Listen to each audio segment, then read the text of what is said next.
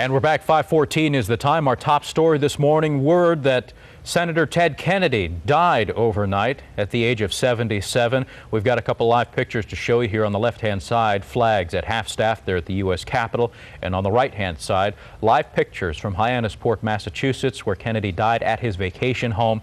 Were staged just out front of where that house is located, out along the street. Police there blocking off the media access to the home itself. So we're hoping maybe at some point a family member will come out and talk a little bit more about the senator and his death last night. But it, of course, brings to an end now a year-long struggle with brain cancer. Senator Kennedy, the Lion of the Senate, as he's been called here over the many, many years that he's served in politics, nearly 50 years, as a matter of fact, that he served in the Senate. And just to put it in perspective, he served alongside 10 U.S. presidents, among them his brother, John F. Kennedy, who was assassinated back in the early 60s. Now, we also have statements from Governor Schwarzenegger coming in, his wife, Maria Shriver, the niece of Senator Ted Kennedy. And here in his statement, the governor says, Teddy inspired our country through his dedication to health care reform, his commitment to social justice, and his devotion to a life of public service. Senator Ted Kennedy, dead now at the age of 77. One of the most influential senators in history, again, died last night at his vacation home near Cape Cod, died of brain cancer. Boston's mayor, as a matter of fact, Robert Flynn, talked a little bit this morning about Kennedy's legacy. Politicians really can't get very much done. It's polarized, it's divisive.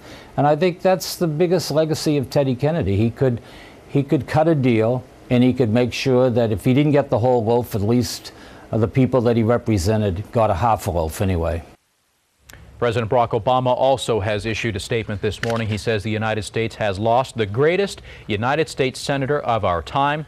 Obama called Kennedy a great leader and praised his work to advance the civil rights, health care, and economic well-being of all Americans. And we expect to hear from the president live. He's scheduled to make an announcement here at about 5:30 or so, so we'll bring that to you as it happens. In the meantime, at 16 past the hour, let's get over to the traffic desk right now. George Rask keeping an eye on a potential hotspot here in the East Bay. George. That's right, James. We're looking at the ride here right in Concord. This is on 242 southbound. There's still just a little bit of confusion about whether or not this accident is coming from eastbound Highway 4, in which case it's likely not to affect the westbound 4 commute. Toll Plaza, no backup, no delay for the westbound commute to the upper deck.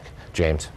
All right, George, thank you much. 5:19 is the time. And another developing story for you this morning. An Oakland store owner reaching out now to other businesses to raise the reward for money, the reward money there for any information about where 5-year-old Hassani Campbell is right now. The child, who's from Fremont, went missing more than 2 weeks ago now. Sherry Miller, who owns the all-in-one stop store in San Leandro, wants to increase the reward by at least $5,000.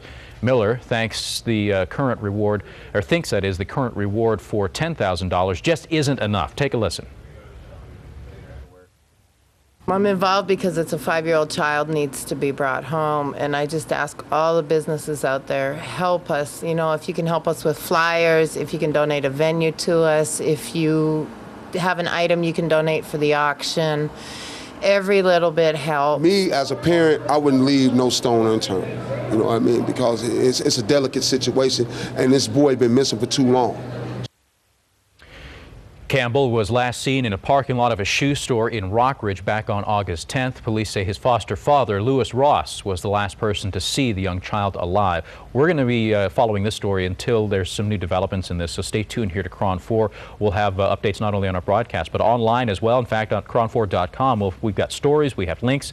Any video piece that we've done on the search so far, you can watch there. And again, a good place to stay updated on the latest developments with this case. All right, at 5:20, we also want to get the latest on our weather forecast for this Wednesday, because changes will begin happening starting today. Drew Harmon following all that. Morning, Drew. Good morning, James. Yes, indeed. We're going to see a change of the warm-up variety. Things are going to start to get a little bit toasty. Today, temperatures will top off just about the average, and then we'll see warming up towards Friday, the warmest day of the week, dipping down just a little bit for a nice and pleasant weekend later on this week. It's 5:22 on the KRON 4 Morning News. It's time to take a break, but we'll be back in just a few minutes with more top stories, weather, and traffic.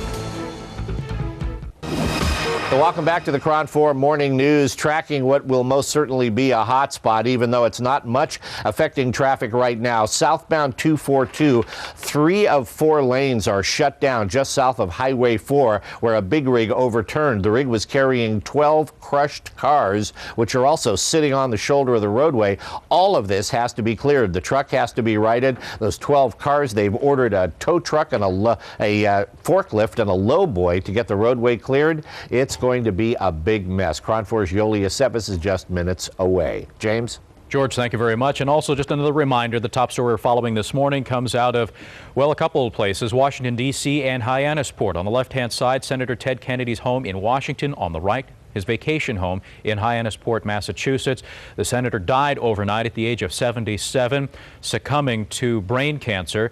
He, of course, has been in the Senate for nearly 50 years. We're going to have more on this story coming up in just a minute. The president expected to make some live statements at 5:30. We'll be right back.